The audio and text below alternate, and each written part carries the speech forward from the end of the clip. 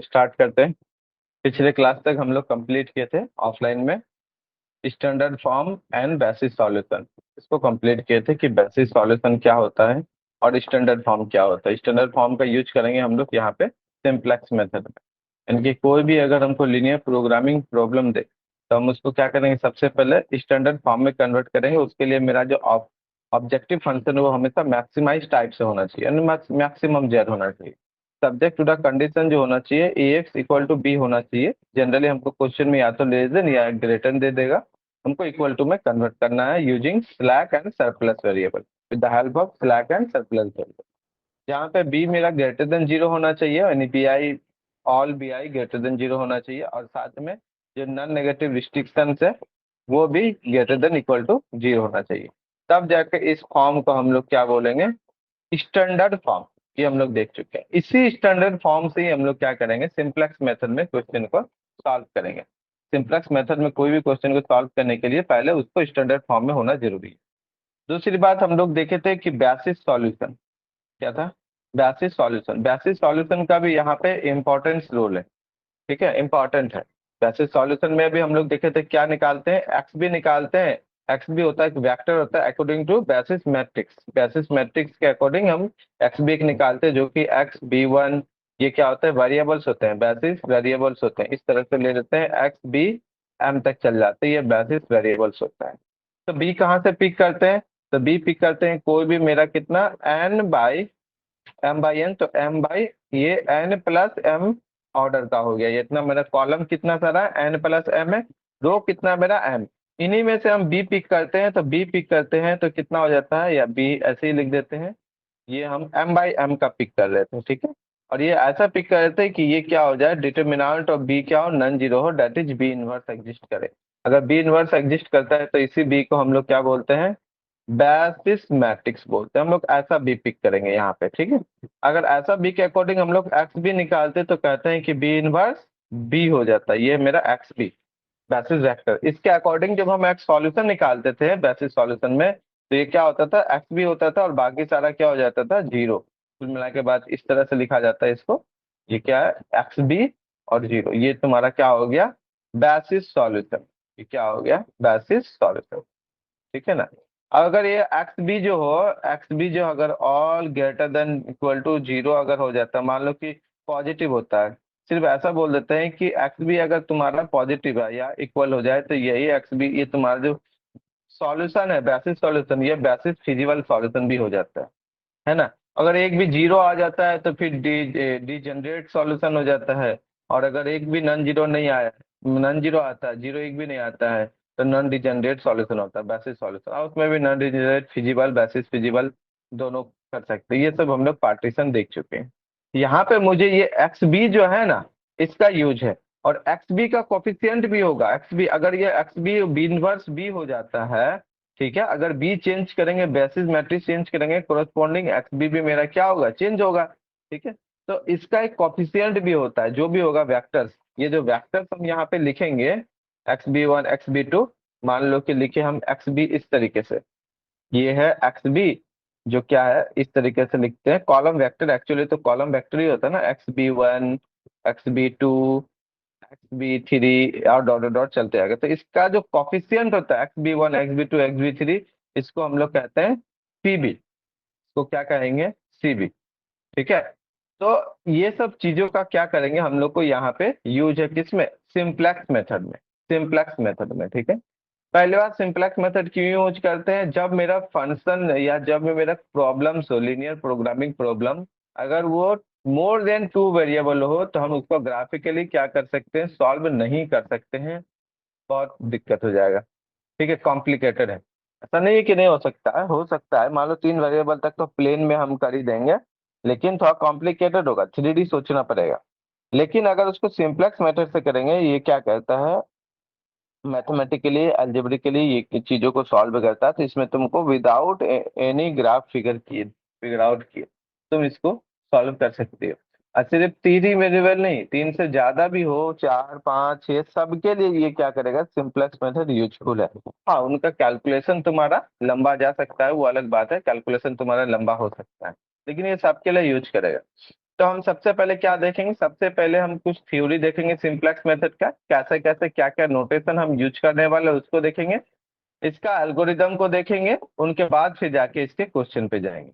बहुत सारी चीजें थ्योरी से क्लियर शायद ना भी हो, न्यू न्यू बहुत सारे टर्म तुमको दिखेंगे, बहुत सारे अलग अलग टर्म हम क्या करेंगे, यूज करेंगे।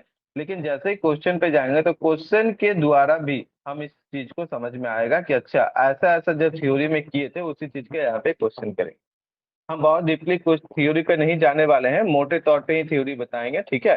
आगे के चीज पे भी इस पर डील करेंगे, बिग एम मेथड है, टू फेज मेथड है, वो सब भी है, तो अलग अलग क्लास में डील करेंगे, बहुत ज्यादा थ्योरी नहीं जाएंगे, इतना तक थ्योरी बताएंगे जिससे कि तुम्हारा क्वेश्चन क्या हो जाए, बन जाए आसानी से, ठीक है।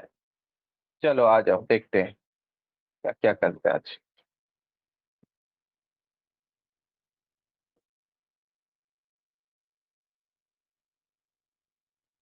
अच्छा भी ये पहले भी थोड़ा सा इंट्रोडक्शन तुम लोग का हो चुका होगा, ट्वेल्थ में भी, या कुछ ना कुछ याद होगा कि कैसे कैसे किए थे, तो लगेगा जब क्वेश्चन पे जाएंगे तब तुमको समझ में आएगा। हो सकता है कि थ्योरी तुमको न्यू लगे, लेकिन क्वेश्चन जैसे ही जाएंगे तुमको बहुत सारा चीजें समझ में आने लगेगा।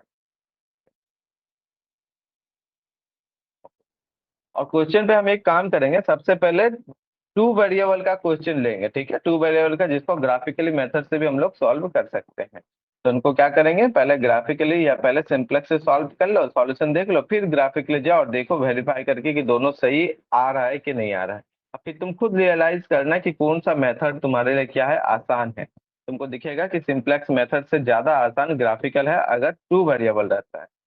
मोर देन टू वेरिएबल रहा, थ्री फोर फाइव, तो तुम्हारा ग्राफिकल खत्म, सिंप्लेक्स ही काम आएगा। ठीक है, आ जाए थ्योरी सबसे पहले कुछ देखते हैं।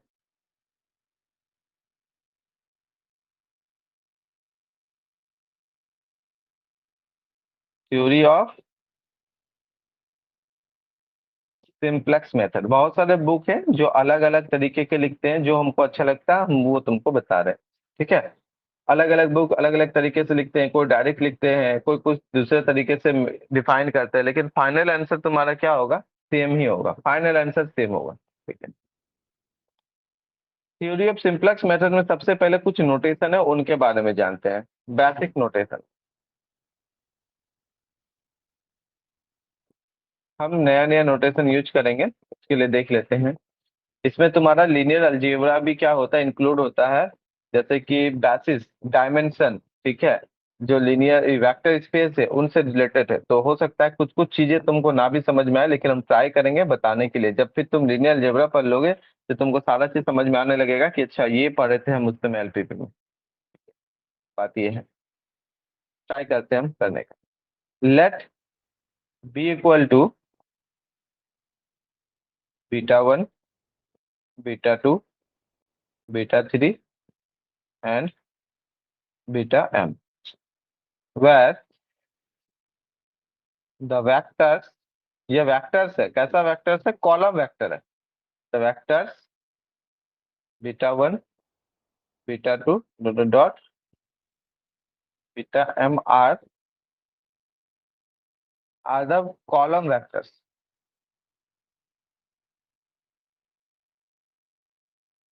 rearrangement of the column vectors, ठीक है, कॉलम वेक्टर्स है, beta 1, beta 2, beta m, rearrangement of the column vectors beta 1, beta 2, beta 3, ये सारा का सारा क्या है, लीनियरली इंडिपेंडेंट हम ले रहे हैं, लीनियरली इंडिपेंडेंट।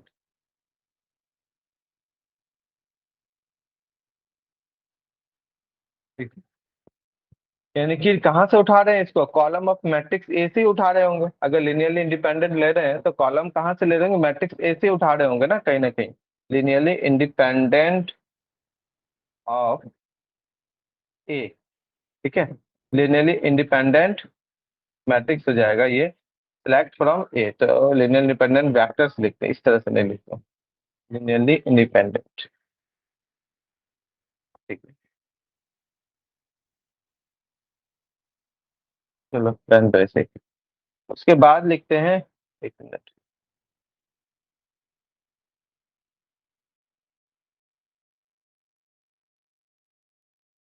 लिख ही देते हैं, लिनियरली इंडिपेंडेंट कॉलम्स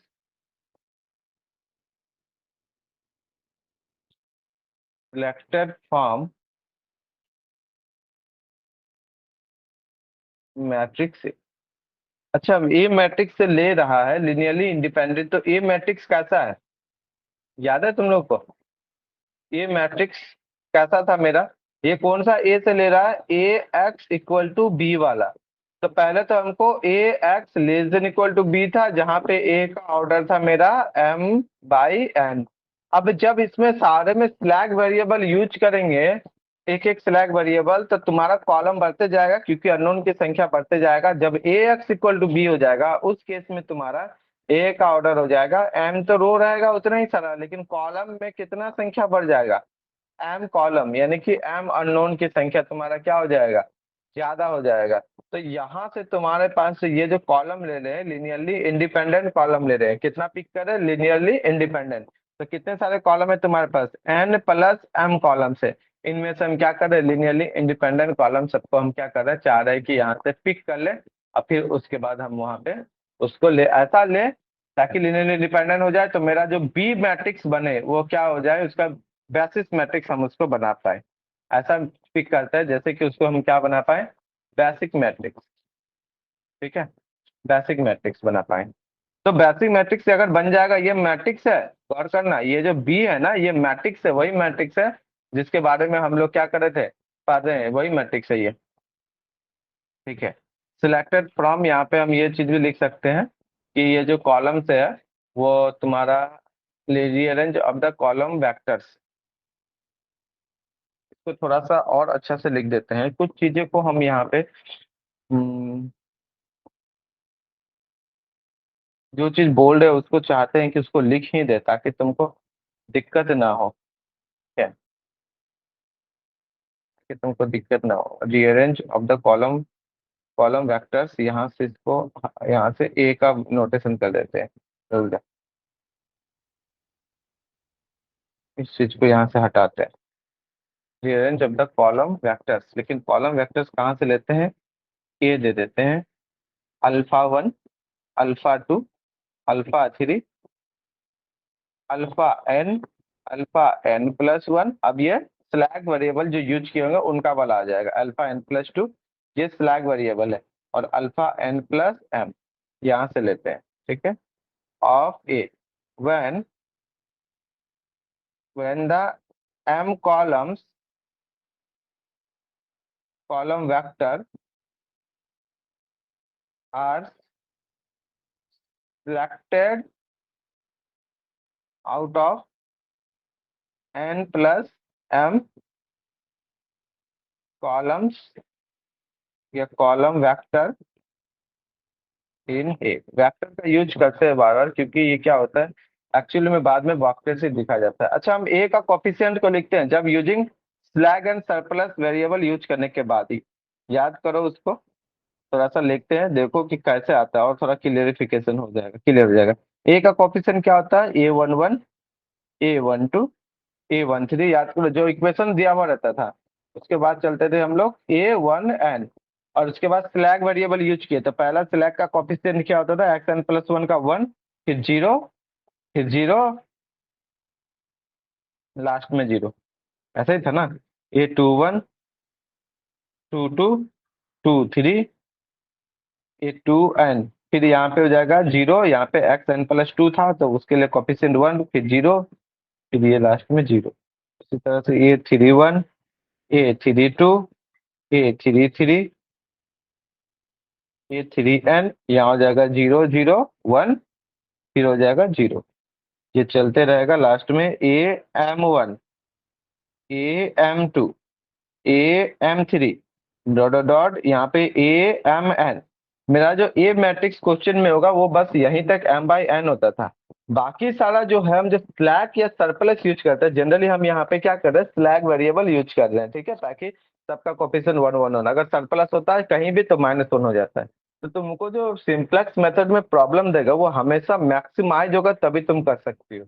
और मैक्सिमाइज अगर कोई प्रॉब्लम होता है तो उसका condition, subject to the condition, E X equal to A x less than equal to B होगा, क्योंकि अगर ग्रेटर देन हो जाता है एक भी कंडीशन तो मैक्सिमाइज फिर क्या होगा, दिक्कत हो जाएगा, अनबाउंडेड सॉल्यूशन हो जाएगा, पॉसिबल नहीं हो पाएगा। ठीक है। तो जो भी तुम्हारा सब्जेक्ट का कंडीशन होगा ज्यादातर केसेस में क्या होगा, या तो बराबर या तो लेस देन इक्वल टू तुमको बी देगा। तो अगर less than equal to B है तो तुम हमेशा स्लैग वेरिएबल ही यूज करोगे, इसलिए स्लैग वेरिएबल का कोफिशिएंट 1 होता है तो हम 1 1 1 दे रहे हैं। ठीक है। ये हो गया 0 0 0, ऐसे चलते जाएगा, लास्ट में हो जाएगा तुम्हारा 1। अच्छा, इसका ऑर्डर कितना होगा, यही मैट्रिक्स है जो कि हम ऊपर में लिखे हुए, इसका ऑर्डर हो जाएगा रो कितना एम, कॉलम कितना है एन प्लस एम। यहाँ तक तो मेरा एन एम था, ये स्लैग वेरिएबल यूज करने से आया। और गौर से देखोगे ना, ये इसको गौर से देखोगे तो ये कितना बाय कितना का बनेगा, ये जो एक आइडेंटिटी मैट्रिक्स बन रहा है, बताओ तो ये कितना बाय कितना ऑर्डर का है, तो बता सकता है कितना बाय कितना का होगा।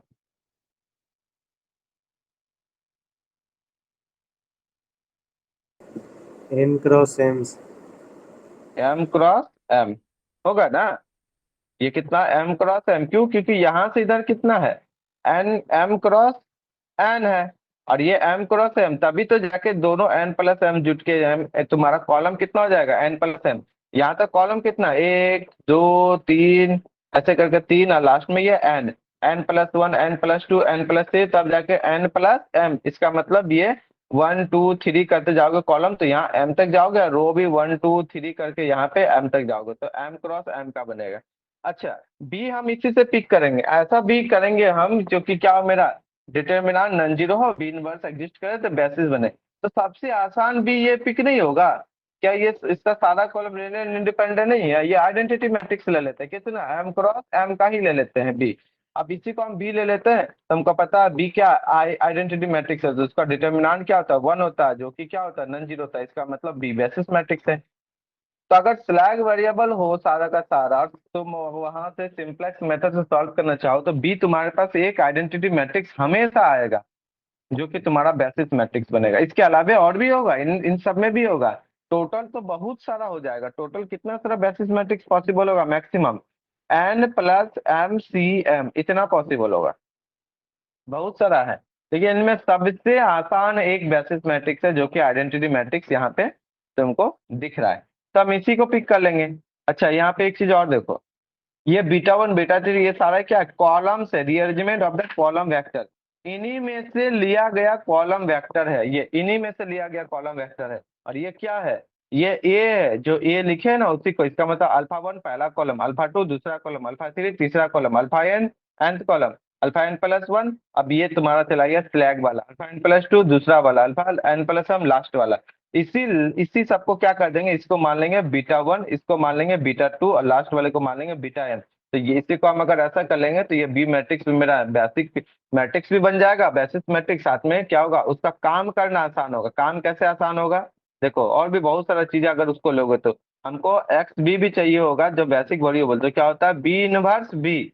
अब बी इनवर्स आइडेंटिटी तो कुल मिला के बी, तो एक्स बी जो हो जाएगा तुम्हारा बी हो जाएगा, बहुत काम आसान हो जाएगा ना, बहुत काम आसान हो जाएगा। हमको बी इनवर्स मल्टीप्लाई करने में अगर दूसरा मैट्रिक्स लोगे बेसिस मैट्रिक्स, तो उसके अकॉर्डिंग तुम्हारा क्या एक्स बी तो चेंज होगा, लेकिन निकालने में टाइम लगेगा क्योंकि बी इनवर्स निकालना है। लेकिन अगर बी आइडेंटिटी हो जाए तो फिर तो सोने में सुहागा वाला काम हो जाएगा, क्योंकि फिर एक्स बी बराबर बी हो जाएगा। जो भी बी तुम्हारा होगा B1 B2 B3, वही तुम्हारा क्या हो जाएगा, बेसिस वेरिएबल्स हो जाएंगे, और ये बेसिस वेक्टर्स है, इसका कोरस्पॉन्डिंग बेसिस वेरिएबल्स हो जाएंगे।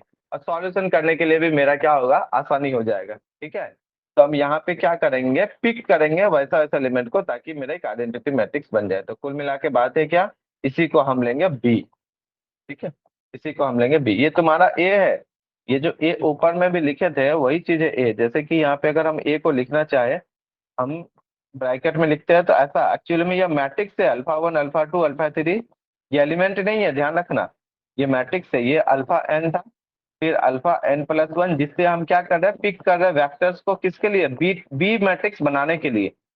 ये मैट्रिक्स है, ये सब मैट्रिक्स है। ये ऑर्डर कितना है, वही ऑर्डर का, यही चीज को लिखे हम, ये जो इतना बड़ा लिखे है ना, इसी चीज को लिखे हैं। अगर इसको लिखे ऐसा तो और थोड़ा सा सिंप्लीफाई कर देते हैं हम, जहाँ पे तुम्हारा अल्फा 1 कितना है, ताकि तुमको कंफ्यूजन ना हो। अब बड़ा बड़ा मैट्रिक्स हमेशा लिखेंगे तो बहुत जगह खींचेगा ना, उसके लिए हम क्या करते हैं, ऐसा डायरेक्ट लिखेंगे। अब यहाँ भी जो बी है, इस बी को भी थोड़ा सा हम क्या कर देंगे, सिंप्लीफाई कर देंगे, ताकि तुमको आसान हो काम करने में।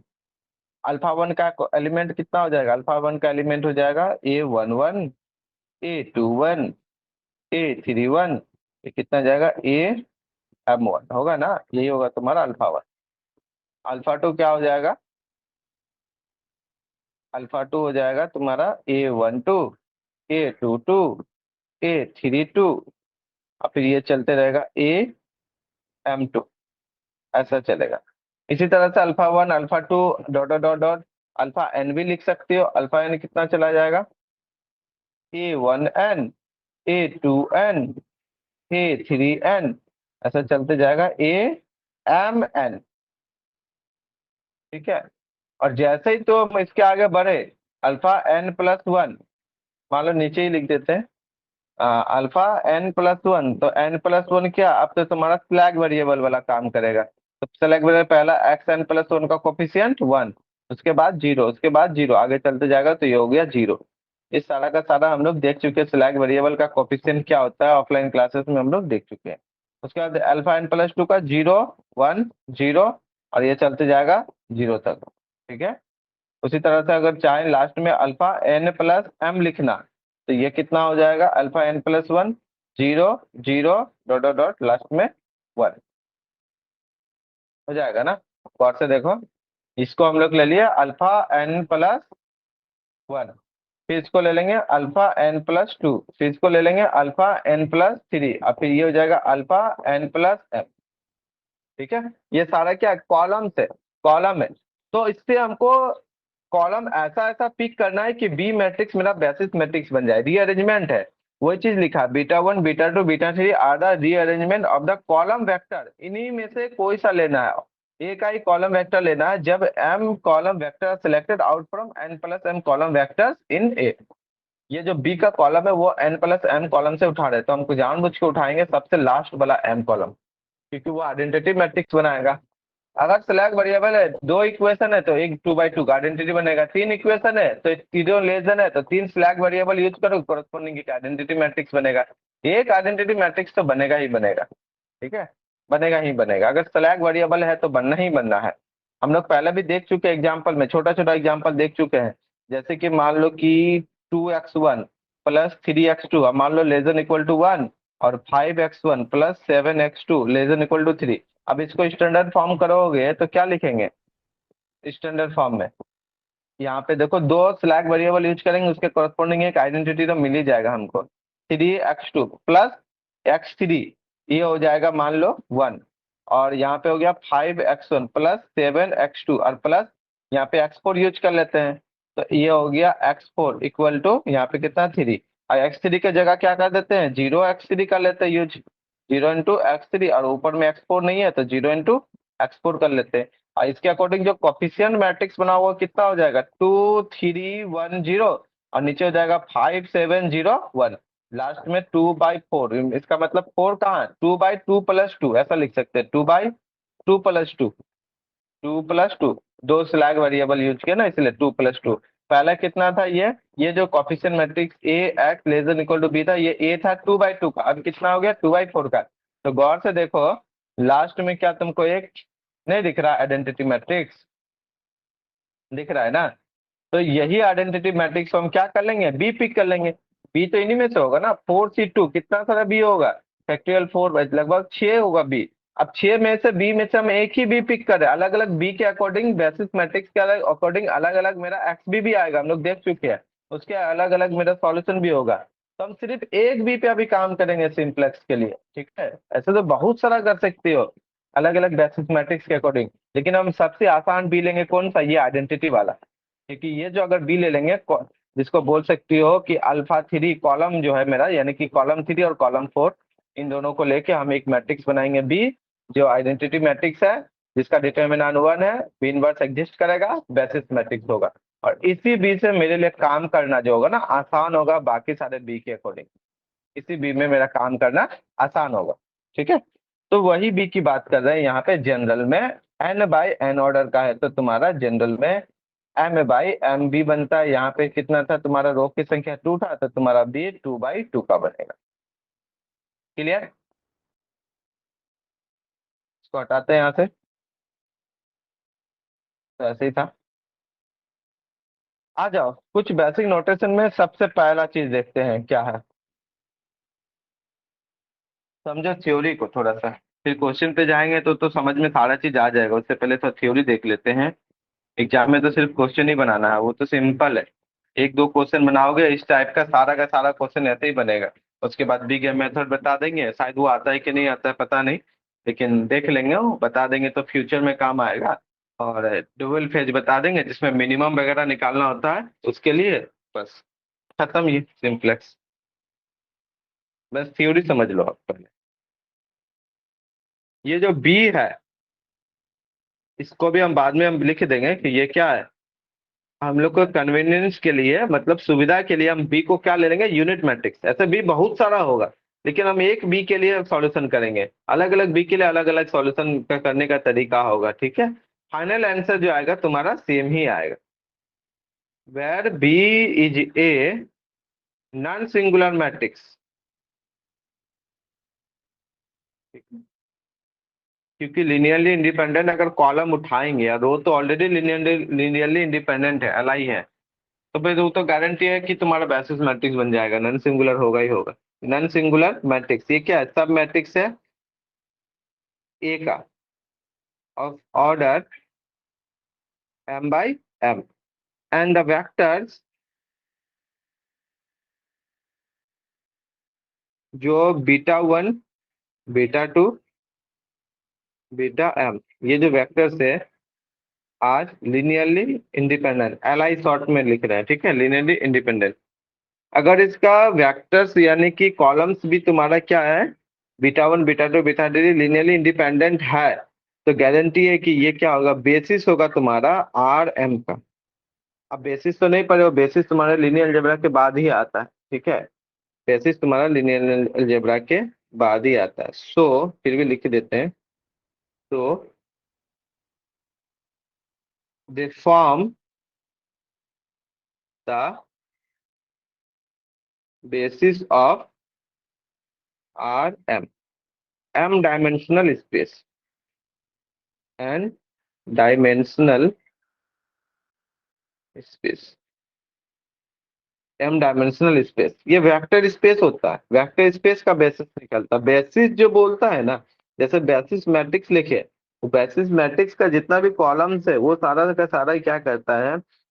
अगर बेसिस मैट्रिक्स तुम्हारा 3x3 है, इसका मतलब वो जो बेसिस मैट्रिक्स का कॉलम है तुम्हारा 3 dimensional space, that is R3 को जनरेट कर देगा, मतलब R3 को वो जनरेट कर देगा।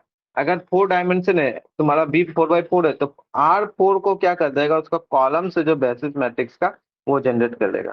ठीक है, तो यहाँ पे बी तुम्हारा मैट्रिक्स है, बी मैट्रिक्स है कितना ऑर्डर का, M/M का। इसका मतलब क्या होगा, उसका जो कॉलम्स है, जो भी बीटा 1, बीटा 2, बीटा 3, ये सारा का सारा कॉलम है। ये भी हम बीटा 1 एक्चुअली में तुम्हारा क्या पता, बीटा 1 एक्चुअली में कुछ नहीं, ये α n+1 2 उठा लेंगे, इसको हम पिक कर लेंगे, ऐसा कर लेंगे, और इसको ऐसा पिक कर लेंगे। तो बस मेरा बीटा क्या बन जाएगा, आइडेंटिटी मैट्रिक्स। तो फिर वो क्या हो जाएगा, सारा का सारा उसका कॉलम लीनियर इंडिपेंडेंट। अब बी इनवर्स एग्जिस्ट करता है तो बेसिस मैट्रिक्स, बेसिस मैट्रिक्स है तो उसका जो ये कॉलम है बीटा 1, बीटा 2, वो RM को जनरेट कर देगा, RM को जनरेट कर देगा। इन द सेंस कोई भी एलिमेंट RM का लिखो, वो जो तुम्हारा बीटा 1 और बीटा 2, बीटा 3, बीटा m के लीनियर कॉम्बिनेशन में तुम क्या कर सकती हो, उस चीज को लिख सकती हो। कोई भी एलिमेंट लिखो RM का। छोटे से एग्जाम्पल से थोड़ा सा समझाते हैं, ट्राई करना समझने का, क्योंकि ये लीनियर अलजेब्रा का चीज है, ठीक है। उसके बाद ही ये समझ में आता है, लेकिन फिर भी हम ट्राई कर रहे हैं। मान लो R2 में, तो R2 में कोई भी एलिमेंट कैसा होता है, X और Y टाइप से होता है ना, ऑर्डर पेयर में। तो हम बोलते हैं क्या, बी मैट्रिक्स हमको मिला बीटा 1, बीटा 2, यही मिलेगा बी मैट्रिक्स, जो कि मेरा क्या है, बोल रहे हैं हम बेसिस मैट्रिक्स है। क्या है, बेसिस मैट्रिक्स है। तो इसका कॉलम बीटा 1, बीटा 2 है। कुल मिला के बाद ऐसे लिख देते ना, 1 0 0 1, ये तुम्हारा 2/2 का बेसिस मैट्रिक्स है। और जहाँ पे बीटा 1 तुम्हारा क्या है, 1 0, और बीटा 2 क्या है, बीटा 2 है 0 1। इसको थोड़ा सा अगर हम लोग इस तरीके से लिखे तो ज्यादा अच्छा रहेगा, बीटा 1 बराबर 1, 0, ठीक है, और बीटा 2 बराबर 0, 1, देखने में अच्छा लगेगा। देखने में अच्छा लगेगा आपको। चलिए, तो हम क्या बोले, कोई भी एलिमेंट लो तुम्हारा, जैसे कि पी, कोई भी एलिमेंट लेते हैं, जैसे कि मान लो कि क्या ले ले, ए ही एलिमेंट लेते हैं, कहाँ से, R2 से। ए को हम लिख सकते हैं लीनियर कॉम्बिनेशन ऑफ, एक मिनट,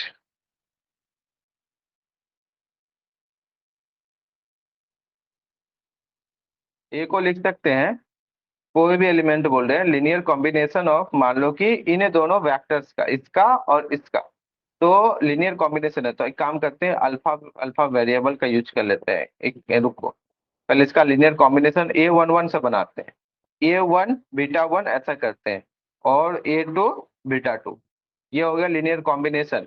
तो जहां पे तुम्हारा A1 और A2 कहाँ से बिलोंग करेगा, R से होगा, ये R से हमेशा होगा, ये कांस्टेंट है। एंड β1 और β2 कहाँ से, β1 β2, ये तो R² से होगा, टू टपल है, उसी को लीनियर कॉम्बिनेशन में लिखेंगे। तो हम कोई भी एलिमेंट A उठाते हैं, A, हम बोलते हैं A को तुम लिख सकती हो A1 β1 प्लस A2 β2 के फॉर्म में। किसी भी एलिमेंट को उठाओ, कहाँ से, R2 से, ये ए कहाँ से होना चाहिए, ये ए होना चाहिए R2 से। हम कोई भी एलिमेंट ए को यूनिकली एक्सप्रेस कर सकते हैं, वन एंड ओनली वन तरीका इस तरह से, A1 और A2 फाइंड कर लो, आर से ऐसा करो कि ए तुम इस दोनों के β1 और β2 के लीनियर कॉम्बिनेशन में लिख दोगे, एकदम लिख दोगे, गारंटी है। उठाओ कुछ भी ए, मान लो ए को तुम उठाते हो, हम टेक करते हैं ए को 2 5, क्या 2 5 को हम लीनियर कॉम्बिनेशन में लिख सकते हैं, β1 और β2 एकदम लिख सकते हो। 2 5 को हम बोले क्या, A1 अब β1 कितना है, 1 0, ये ना है 1 0, और प्लस A2 β2 0 1। अब खाली तुमको फाइंड करना है A1 A2, और A1 A2 ना यूनिक होगा, यूनिक मतलब समझ रहे हो, one and only one A1 A2 ऐसा मिलेगा जो 2 5 को तुम इन दोनों के लीनियर कॉम्बिनेशन में लिख दोगे, β1 और β2, उसके अलावा कोई भी A1 A2 नहीं मिलेगा, अलग अलग नहीं मिलेगा। इसको कहते हैं जनरेट करना, स्पैन करना। स्पैन करता है R2 को पूरा का पूरा R2 को ये दोनों वेक्टर्स जनरेट कर देगा, तो इसी दोनों को बोलते हैं बेसिस। बेसिस का एलिमेंट्स है ये, बेसिस का एलिमेंट्स है। और अगर दो एलिमेंट है तो इसका तुम्हारा डायमेंशन भी यहाँ से निकल के आता है। कुल मिला के बात होता है, जो लीनियर अलजेब्रा है ना, उनका पूरा का पूरा कॉन्सेप्ट यूज कर रहा है बेसिस वाला, एडवांस वाला।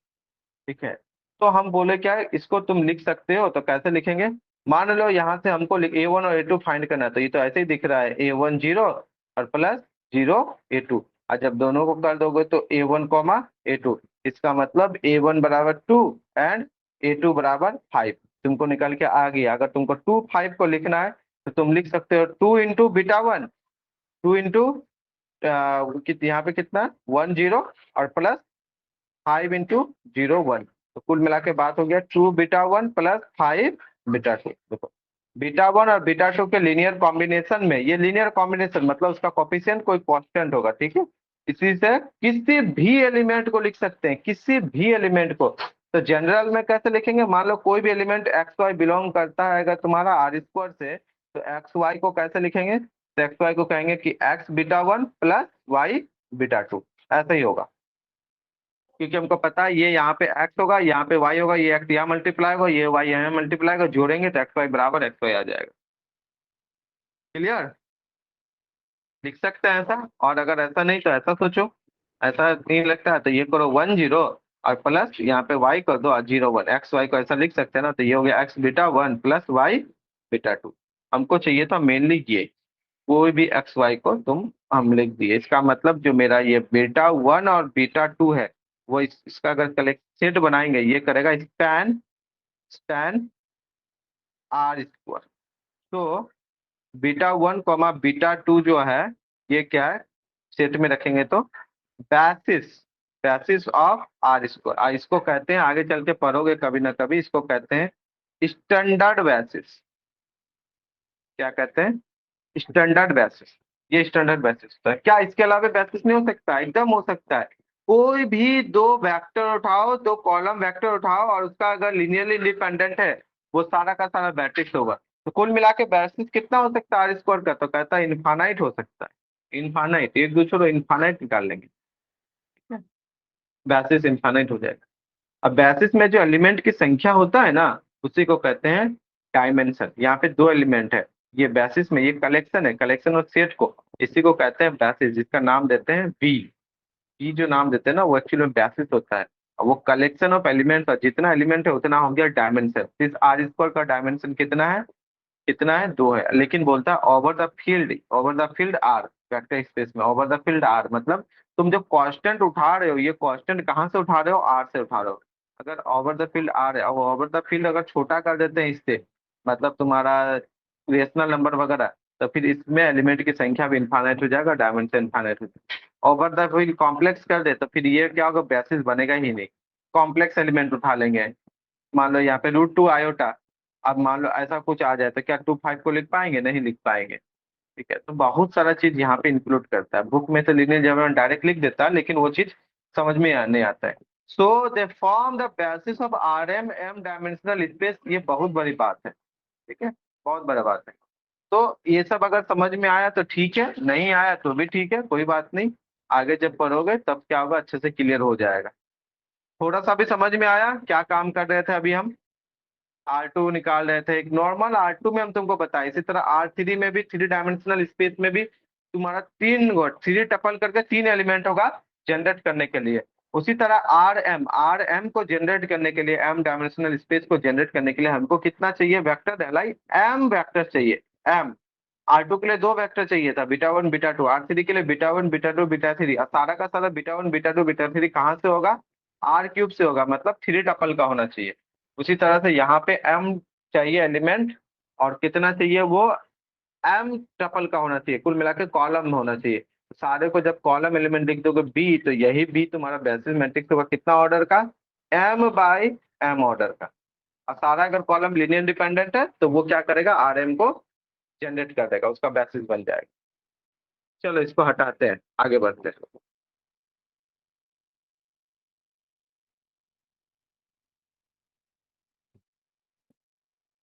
जब पढ़ोगे लीनियर अलजेब्रा तो वहां से ये सब चीजें क्लियर हो जाएगा, कोई दिक्कत नहीं है।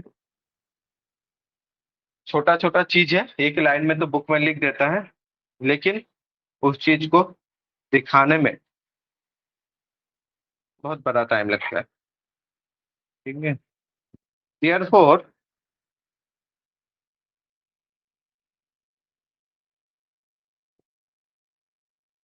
ईच वेक्टर इन, वेक्टर मतलब कोई भी एलिमेंट RM से उठाओ, एन डायमेंशनल स्पेस से। ठीक है, RM का, एंड एनी कॉलम, कोई भी कॉलम, एनी कॉलम मतलब कोई भी कॉलम लेते हैं कहाँ से? अल्फा जे ए से लेते हैं। कोई भी एनी कॉलम एनहांस करते हैं, एनहांस अतः इंपॉर्टेंट है, यहाँ तक हो गया। And hence any column alpha J of A का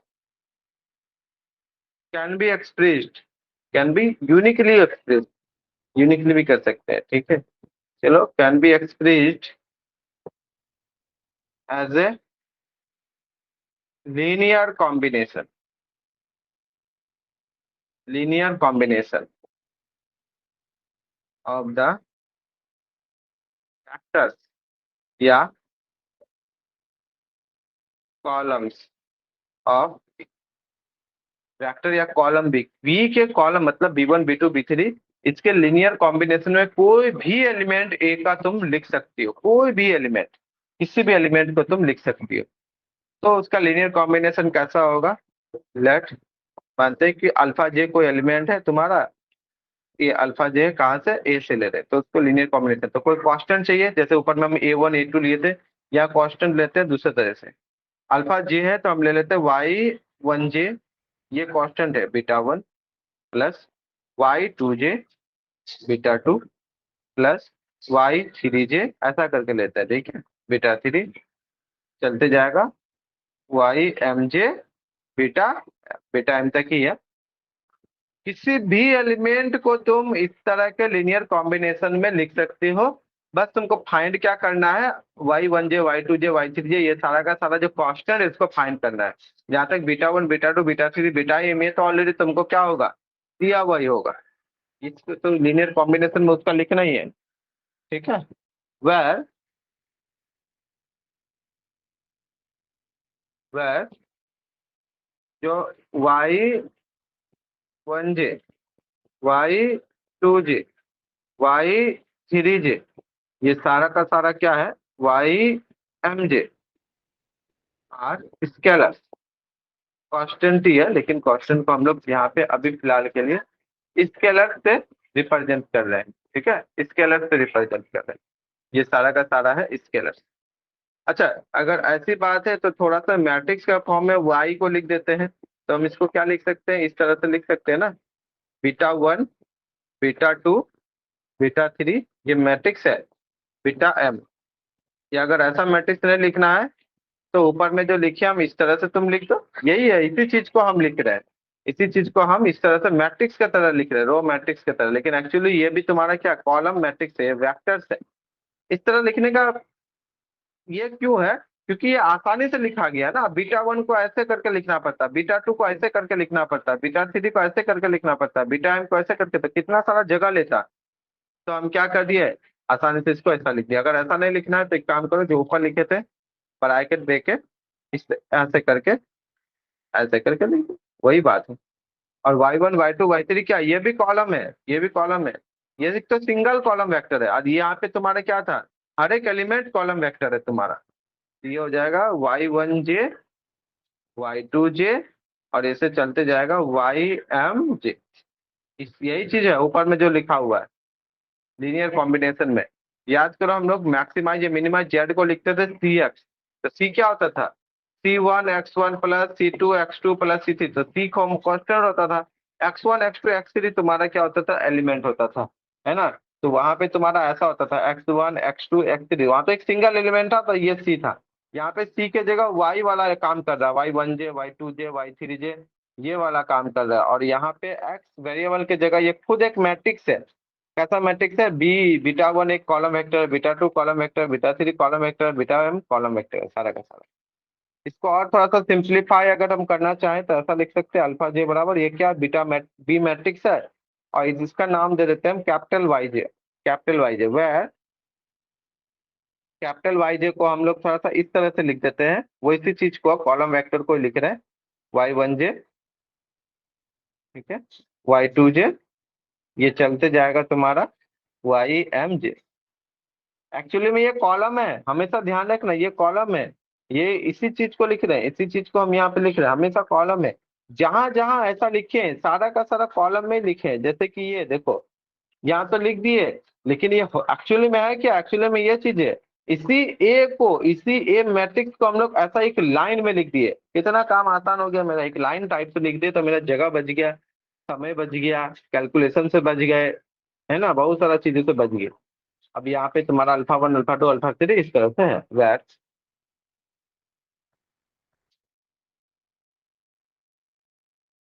ठीक है, आ जाओ, ये तो तुम हम यहाँ पे लिख दे। चलो, अब अगर यहाँ से हमको YJ निकालना हो तो क्या कर सकते हैं, बी इनवर्स से मल्टीप्लाई कर देंगे। YJ अगर तुमको YJ अगर निकालना हो तो ये कितना हो जाएगा, बी इनवर्स अल्फा जे। इस चीज को याद रखो, YJ बराबर B inverse alpha J. YJ मतलब समझ लो ना, अगर मान लो कि Y1 निकालना हो तो बी इनवर्स अल्फा 1। अल्फा 1 कोई ना कोई कॉलम वेक्टर होगा तुम्हारा ए का, अल्फा 1 कहाँ से, ए से है, ठीक है। Y2 निकालना है तो ये हो जाएगा तुम्हारा बी इनवर्स अल्फा 2। अल्फा 2 कहाँ से है तुम्हारा, अल्फा 2 तुम्हारा ए से है। और अगर बी को तुम आइडेंटिटी ले लो तो और आसान हो जाएगा, तो B inverse alpha J equal to कितना हो जाएगा, अल्फा जे। ठीक है, और अल्फा जे ध्यान रखना ये भी मैट्रिक्स है, कॉलम मैट्रिक्स, और बी इनवर्स भी मैट्रिक्स, तो ये दोनों क्या मैट्रिक्स का मल्टीप्लीकेशन है। और ये YG भी एक मैट्रिक्स है, कैसा मैट्रिक्स है, कॉलम मैट्रिक्स। और इधर भी कॉलम मैट्रिक्स ही बनेगा, जब इस मैट्रिक्स को मल्टीप्लाई करोगे तो तुम खुद देखो, बी मैट्रिक्स है तुम्हारा कितना, M/N का, और अल्फा जे भी तुम्हारा मैट्रिक्स है कितना, M/1 का। ठीक है, क्योंकि इसमें रो कॉलम मैट्रिक्स है ना, कॉलम मैट्रिक्स में 1 कॉलम होता है। तो अगर इस दोनों का मल्टीप्लाई करोगे बी अल्फा जे, तो तुम्हारा कितना बनेगा, M/1। ये भी कॉलम मैट्रिक्स बन गया ना, क्योंकि पहले करो दूसरे कॉलम के बराबर कैंसिल, तो M/1। तो ये M/1 कैसा मैट्रिक्स है, कॉलम मैट्रिक्स, रो की संख्या कितना है, M। कॉलम की संख्या कितना 1, तो कॉलम मैट्रिक्स इधर भी, और राइट लेफ्ट साइड भी तुम्हारा क्या है वाई जे, तो वाई जे भी तो कॉलम मैट्रिक्स। ये देखो कॉलम मैट्रिक्स कितना ऑर्डर का है, ये m/1 ऑर्डर का है। कितना ऑर्डर का है, m/1 ऑर्डर का। ये कितना ऑर्डर का है, m/1 ऑर्डर का है। बराबर, तो ये अल्फा जे एलिमेंट नहीं समझना गलती से भी, ये वेक्टर्स है। ये वेक्टर्स है, कहाँ से, ए से, कॉलम वेक्टर है, कहाँ से, ए से, ये सब है, इस तरह का वेक्टर है। ये हर एक m/1 ऑर्डर का है, m/1 ऑर्डर का है, m/1 ऑर्डर का है, m/1 ऑर्डर का है, m/1 ऑर्डर का है, m/1 ऑर्डर का है। ठीक है? चलो आगे बढ़ते हैं।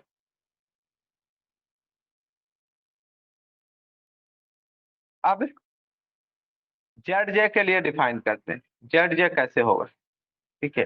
हाँ, बी अगर चेंज करोगे तो कोरस्पॉन्डिंग वाई जे चेंज हो जाएगा, क्योंकि बी जे चेंज करोगे तो बी इनवर्स चेंज होगा, बी इनवर्स चेंज होगा तो मल्टीप्लीकेशन करोगे अल्फा जे के साथ तो लेफ्ट राइट साइड चेंज हो जाएगा, अगर राइट साइड चेंज हुआ तो लेफ्ट साइड भी चेंज हो गया, दोनों तो बराबर है।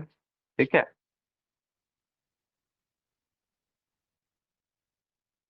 The vector Y J will change if the column of A making up B will change. ठीक है।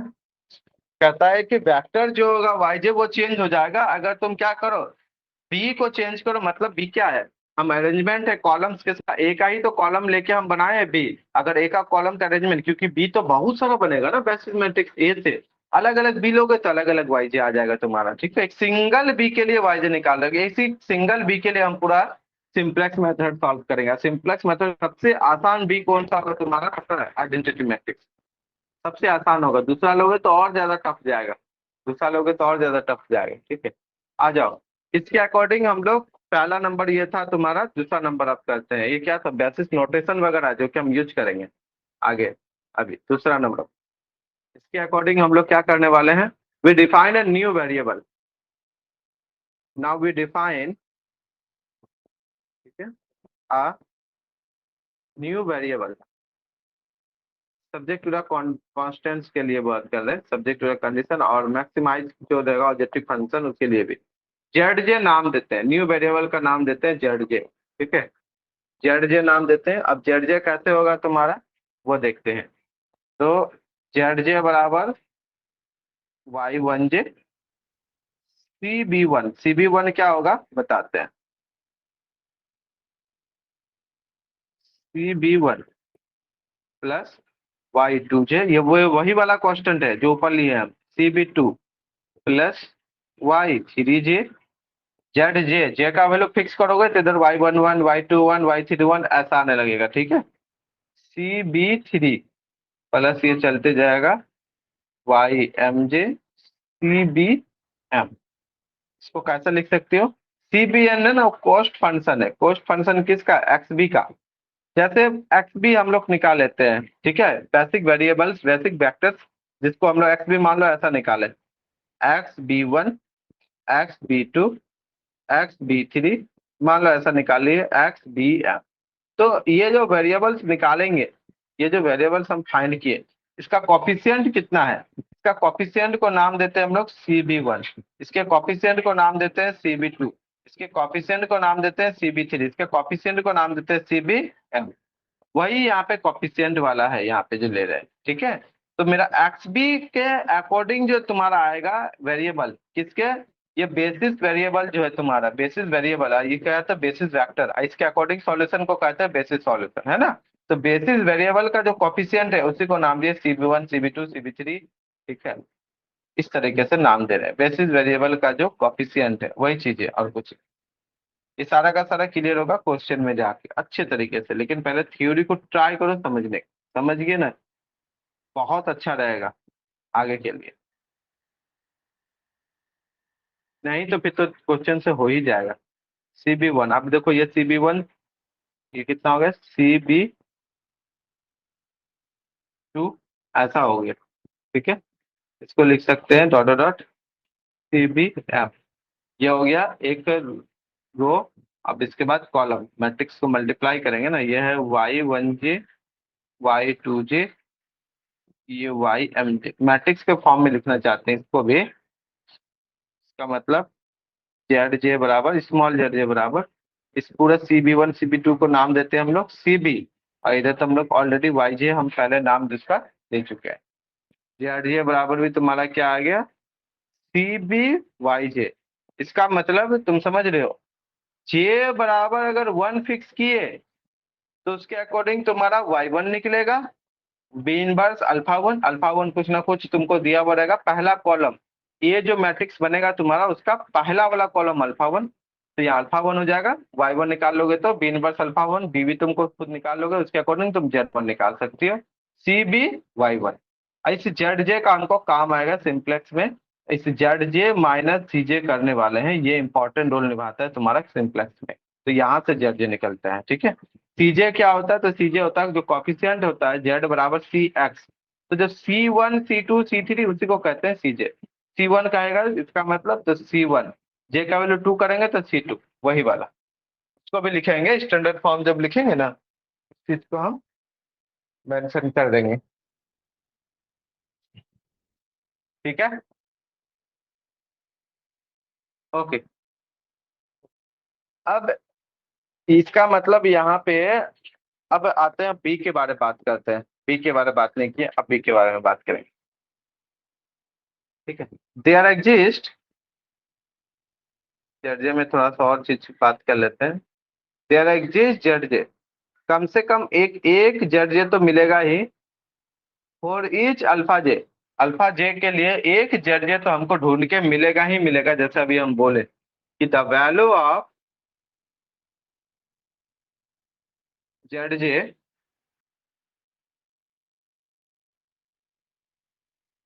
corresponding to alpha J changes as the column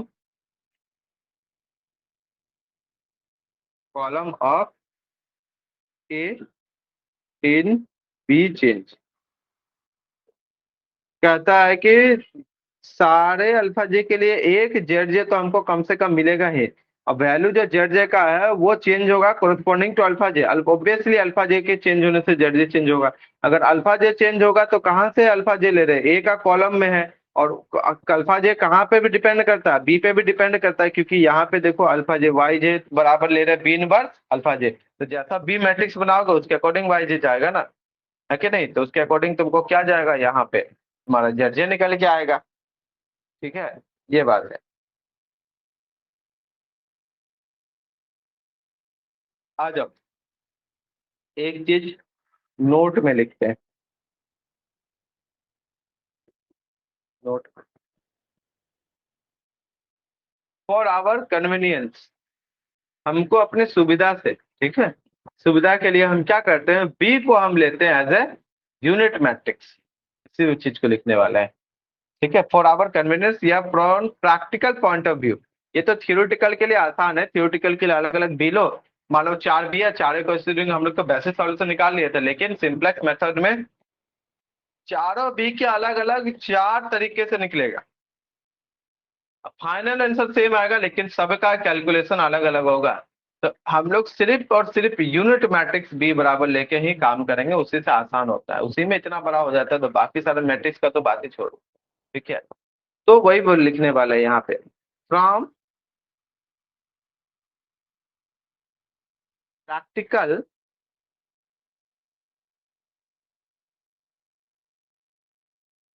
point of view, practical point of view से अगर हम लोग देखें, ठीक है, the calculation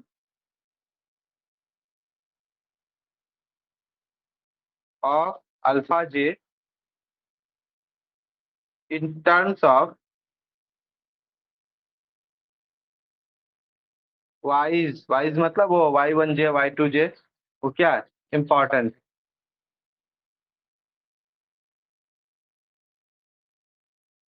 when B बराबर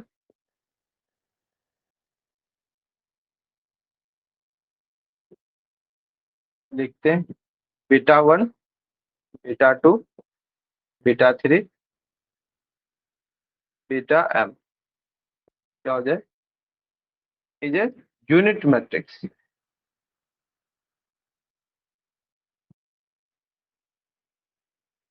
यूनिट मैट्रिक्स कैसा मैट्रिक्स?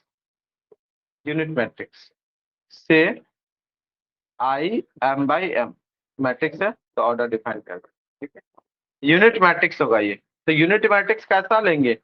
वही जो ऊपर में लिए थे। कैसा होगा? बी, सबसे लास्ट वाला सबको ले लेंगे। ए में से 1 0 0 0 0 0 0 1 0 0 0 0 0 0 1। यही वाला यूनिट मैट्रिक्स कितना ऑर्डर का? m/m ऑर्डर का, m/m ऑर्डर का। इसी को लिखे थे हम वहां पे ऊपर में बीटा 1, बीटा 2, बीटा 3, इस तरह से चलते जाएगा बीटा m। ठीक है। बहुत कोई मैट्रिक्स का फॉर्म में भी लिख सकते हो, तो ऐसा है। ठीक है, क्लियर है यहाँ? वेर अगर ऐसा लिखे हो तो एक काम करते हैं, इस चीज को भी यहाँ पे हम थोड़ा सा लिख देते हैं कि बीटा 1 तुम्हारा कितना है? 1 0 0, ये चलते रहेगा 0, यही चीज है तुम्हारा। बीटा 2 कितना है? 0 1 0, और ये चलते रहेगा 0। और इसी तरह से चाहो तो तुम लिख सकते हो इसको,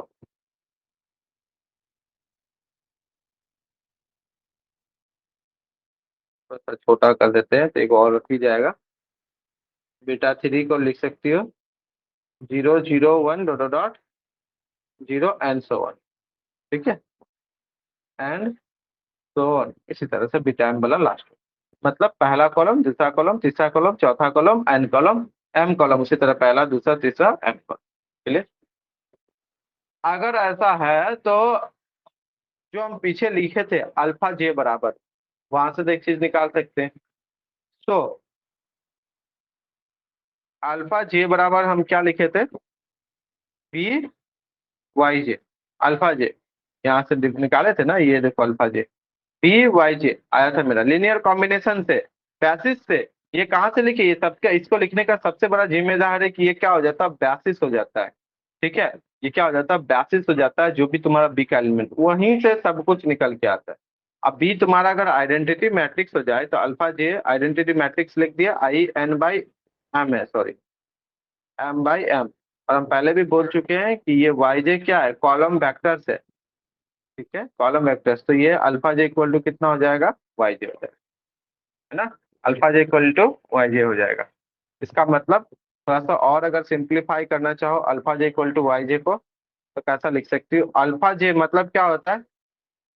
अल्फा जे कैसा एलिमेंट होगा? कोफिशिएंट ए का, तो A1 जे, जे है ना, रो तो तुम्हारा क्या होगा? ये कॉलम है अल्फा जे, एक कोई भी जेथ कॉलम है, जेथ कॉलम। तो कैसा होगा? A2 जे, A3 जे, डॉट डॉट डॉट, एम रो है ना, M जे। ये हो गया अल्फा जे। नहीं समझ में आ रहा है तो जाओ ऊपर, ऊपर देखो, यहाँ पे देखो। अल्फा 1 में A11, A21, A31, अल्फा 2 में देखो लास्ट वाला जे वाला फिक्स है। अल्फा 3 में A3 फिक्स होगा। उसी तरह अल्फा एन में देखो एन फिक्स है, तो बस एन के जगह जे कर दो, तो A1 J, A2 J, A3 J, A m जे, यही है तुम्हारा अल्फा। ठीक, A m जे। और बोल रहा है कि ये दोनों किसके बराबर हो जाएगा? बराबर हो जाएगा वाई जे। तो वाई जे तो कांस्टेंट है, जो कि हम क्या है, लीनियर कॉम्बिनेशन के लिए हम लिए थे। क्या लिए थे? Y1 जे, Y2 जे, Y3 जे, और ये चलते रहेगा Y m जे। ठीक है, दो कॉलम मैट्रिक्स बराबर हो तो दियर कॉरस्पॉन्डिंग एलिमेंट्स भी क्या होगा? मेरा बराबर होगा। हेयर, हेयर जो अल्फा 1 जे है ये बराबर हो जाएगा Y1 जे के। मतलब जो कांस्टेंट है वही तुम्हारा अल्फा 1 जे वाला ही ले लो ना, काम बन जाएगा। That is, that is Y1 जे जो है ये क्या हो जाएगा? द फर्स्ट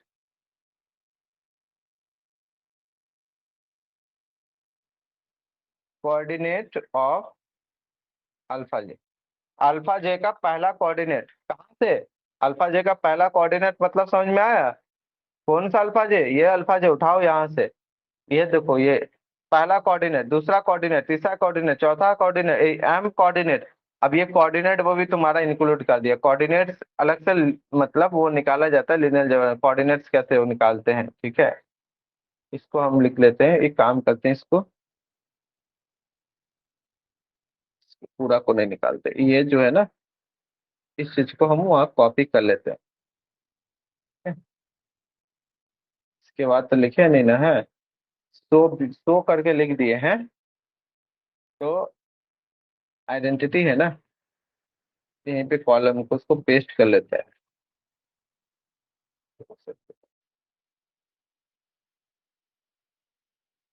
ऐसा करके ये है तुम्हारा,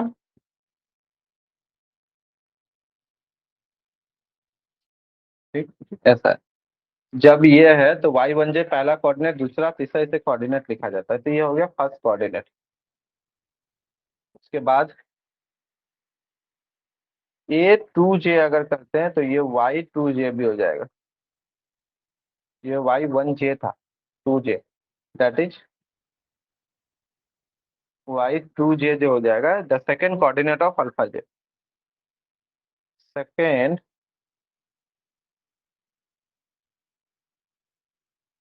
कोऑर्डिनेट ऑफ अल्फा जे। उसी तरह से अगर चलोगे A R J, तो ये तुमको दे देगा Y R J। तो ये हो जाएगा Y R J क्या है, the rth coordinate of alpha J. Alpha जे का rth कोऑर्डिनेट है, ठीक है। अल्फा जे का तुम्हारा rth कोऑर्डिनेट है। इसी तरह चलते जाओगे तो तुम आगे बढ़ जाओगे। 10, हमको अगर लिखना हो अल्फा जे, तो हम लिखे थे Y1J। तो Y1J की जगह हम क्या यूज कर सकते हैं, A1J बीटा 1 प्लस, पहला कोऑर्डिनेट था ना, A2J beta 2 plus A3J beta 3 plus dot dot dot plus AMJ beta M। इसको थोड़ा सा और अच्छा से लिखोगे अगर तो तुमको दिख जाएगा, अल्फा जे बराबर हो जाएगा, इधर क्या था, A1J A2J A3J और बीटा। तो गौर करो यहाँ पे, अल्फा जे बराबर, यहाँ तक तुम लिख ही दिए हो YJ। और अगर बीटा के फॉर्म में लिखे हो तो बीटा के फॉर्म में भी यहाँ पे लिख सकते हो, और ZJ भी लिख सकते हैं। चलो ये तो हो गया अल्फा जे। कोई भी एलिमेंट को जब लीनियर कॉम्बिनेशन लिखना है, तो जो पहला कॉलम, दूसरा कॉलम, तीसरा कॉलम है, उसी का कोफिशिएंट से हम लोग लिख देंगे, ठीक है। उसी के कोफिशिएंट से लिख देंगे। उसके बाद हम चलते हैं ZJ जो निकाले थे, ZJ। ZJ में भी फर्क पड़ जाएगा, ये ZJ। CB तो तुम्हारा मान लो कि बेसिस मैट्रिक्स का कॉफिशिएंट है, जिसको कॉस्ट फंक्शन भी बोलते हैं। जब आएगा तो तब वो अच्छे से बता देंगे, कोई दिक्कत नहीं। ये जो YJ था, YJ का वैल्यू हम लोग कितना निकाल लिए यहाँ से, अल्फा जे। तो ZJ में भी तुम लिख सकते हैं ऑल्सो। ये जो ZJ होगा वो कितना था, CB YJ। तो यहाँ पे कितना हो जाएगा, CB तुम्हारा YJ की जगह अल्फा जे। अब काम बन गया मेरा आसान। ZJ बराबर हो जाता है मेरा CB अल्फा जे।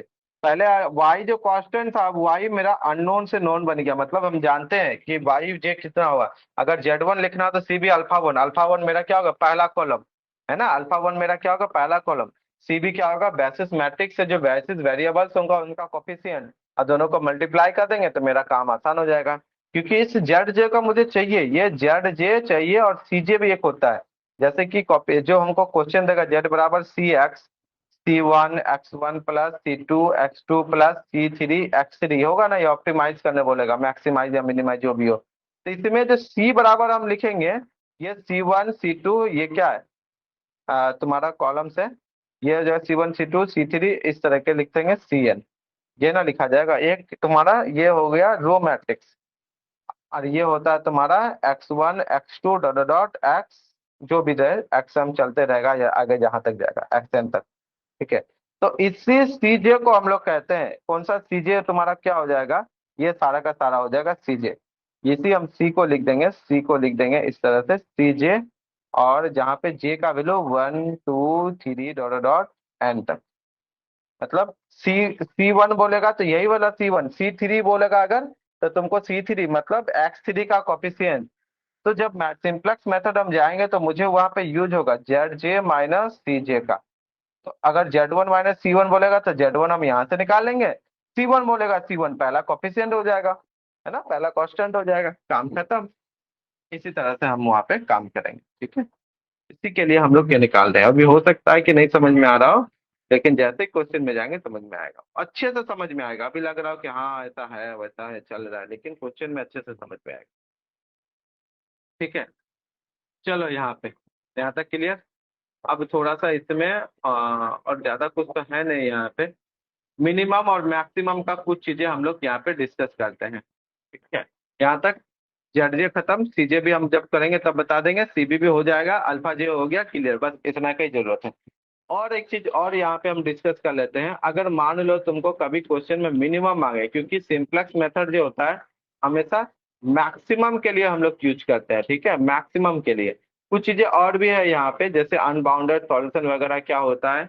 जब क्वेश्चन बनाएंगे ना, जब एल्गोरिदम लिखेंगे तब हम कुछ चीजें को और बता देंगे। उसका थ्योरी है, थ्योरम है, तो हम उस सबको स्किप कर रहे हैं, ठीक है, क्योंकि वो सब थोड़ा सा समझने के लिए तुमको फिर पूरा लीनियर अलजेब्रा का कॉन्सेप्ट चाहिए, इसलिए हम अभी उसको स्किप कर रहे हैं। एक चीज और है जो हम लिखा देते हैं और आज का क्लास यहीं पे छोड़ देंगे, फिर कल ऑफलाइन में हम इसको क्या करेंगे एक बार और अच्छा से लिबरेट करके समझा देंगे, फिर आगे बढ़ेंगे। If F B A linear function, linear function of N variables such that fx has its minimum value at x equal to, कोई भी पॉइंट ले लेते हैं u, जो कि तुम्हारा R n7, R n7, ठीक है।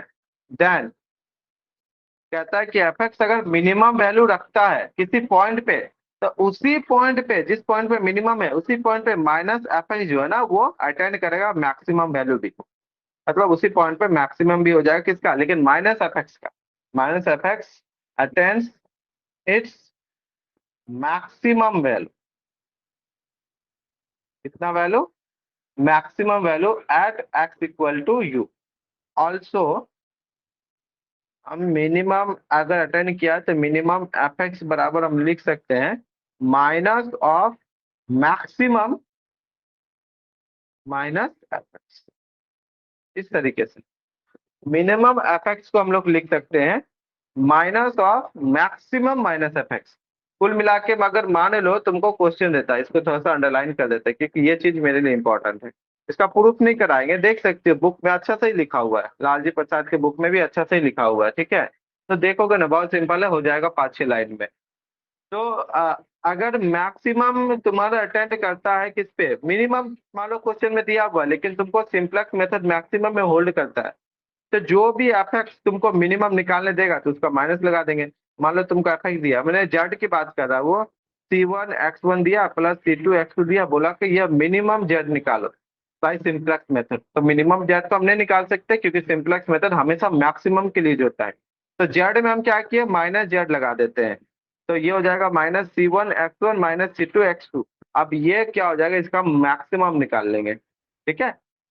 क्योंकि अब माइनस जेड लगा दिए तो इसका मैक्सिमम हम निकाल सकते हैं। तो जब जैसे इसका मैक्सिमम निकाल लिए, मान लो मैक्सिमम तुम्हारा आ गया एट अल्फा 1 कोमा अल्फा 2, कोई भी पॉइंट पे तुमको मैक्सिमम दे दिया, मैक्सिमम मान लो कि आ गया, मान लो ना 70 आ गया, सपोज करो मैक्सिमम वैल्यू 70 आ गया। तो इसी में माइनस मैक्स माइनस जेड कर देंगे, तो ये -70 जो है ये क्या दे देगा, ये दे देगा मिनिमम ऑफ जेड। ये चीज बोल रहा है, ठीक है। माइनस लगा के मैक्सिमम, मैक्सिमम का वैल्यू निकाल लो पहले यहाँ तक, जो भी रिजल्ट आएगा उसके बाद फिर वापस बाहर में माइनस लगा दो, तो तुमसे जो रिक्वायरमेंट मांगा गया था वो आ जाएगा। कुल मिला के बात ये है, और कुछ भी नहीं। क्वेश्चन आएगा जब तो करेंगे, अभी सबसे पहले हम लोग हमेशा हर क्वेश्चन में मैक्सिमम लेके चलेंगे। अगर क्वेश्चन में मिनिमम देता है subject to the condition less than में तो ठीक है, लेकिन अगर मिनिमम देता है और subject to the condition A S greater than में दे दिया, तो फिर इसमें आर्टिफिशियल वेरिएबल वगैरह यूज होगा, फिर टू फेज मेथड यूज हो जाएगा, बिग एम मेथड होगा, बहुत फिर तुम्हारा लंबा चौड़ा खींच देगा उसको, ठीक है। तो हमेशा अगर क्वेश्चन तुम्हारा a x less than equal to b type से है और चीजें तुमसे मैक्सिमम मांग रहा है ऑब्जेक्टिव फंक्शन, तो खुश हो जाओ कि सही है, सिंपलेक्स मेथड से आसानी से बन जाएगा। ऐसे सिंपलेक्स मेथड भी थोड़ा लंबा जाता है लेकिन फिर भी बन जाएगा, कोई दिक्कत नहीं है। लेकिन कहीं भी अगर तुम्हारा मिनिमम मांग ले या subject to the condition A X greater than equal to B हो जाए तो फिर दुखी होने की बात है, क्योंकि इसमें आर्टिफिशियल वेरिएबल यूज करना पड़ेगा। तुमको उस आइडेंटिटी मैट्रिक्स बनाने के लिए, बी मैट्रिक्स बनाने के लिए आर्टिफिशियल वेरिएबल यूज करना पड़ेगा, तब बनेगा। नहीं तो कोई अनदर बी मैट्रिक्स के लिए तुमको सिंपलेक्स मेथड यूज करना पड़ेगा। तो अनदर के लिए क्या होता है, थोड़ा सा टफ हो जाता है ये सब चेक करना। ये जेड जे निकालना, इसके बाद तुम्हारा वाईजे निकालना, ये टफ हो जाता है वाईजे निकालना, क्योंकि ये सब चीज निकालना पड़ेगा। हर एक एलिमेंट के लिए तुमको बार बार मल्टीप्लाई करना पड़ेगा अगर बेसिस मैट्रिक्स यूनिट के अलावा कुछ और ले लोगे। तो यहाँ तक इसको रखते हैं। उसके बाद हम क्या करेंगे, कल के क्लास में इसका एल्गोरिदम बताएंगे कि स्टेप बाय स्टेप कितना स्टेप में करना। पहला स्टेप क्या करेंगे, स्टैंडर्ड फॉर्म कन्वर्ट करना है, फिर जाके सब्जेक्ट कंडीशन वगैरह देख लो। उसके बाद जाके फिर कोफिशिएंट मैट्रिक्स से बेसिस मैट्रिक्स बनाओ, कोरस्पॉन्डिंग बेसिस सॉल्यूशन लिखो, फिर कुछ रेशियो थ्योरम भी है उसको देखो, फिर रेशियो मिनिमम कहाँ पे होगा, जेडजे माइनस सीजे में कैसे क्या कंडीशन होगा, ये सारा चीज को लिखाएंगे। उसके बाद कल क्वेश्चन करेंगे। ठीक है, आज यहाँ तक रखते हैं, कोई डाउट है यहाँ तक?